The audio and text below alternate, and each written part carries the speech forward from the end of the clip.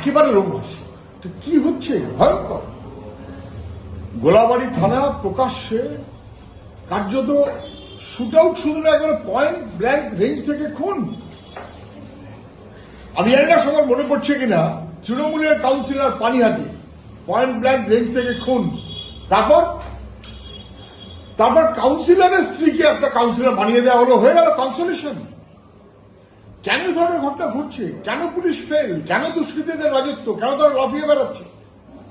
আর হাওড়ায় গোলাবাড়িতে খুন হয়েছেন যিনি, সবাই দেখেছে, এবং খুনে যিনি মূল অভিযুক্ত তিনি ওখানকার এমএলএর সঙ্গে প্রকাশ্যে সবাই জানে তার সঙ্গী, তার শরীর। আর ছবিতে দেখা গেছে এমন না, এমএলএর নিত্যসঙ্গী যে, সে তোলার মনোভাবে এমএলএর নির্দেশে বা কার নির্দেশে নিশ্চয়ই আরো স্পষ্ট হবে সেটা, একেবারে পয়েন্ট ব্ল্যাঙ্ক রেঞ্জে গুলি করে খুন।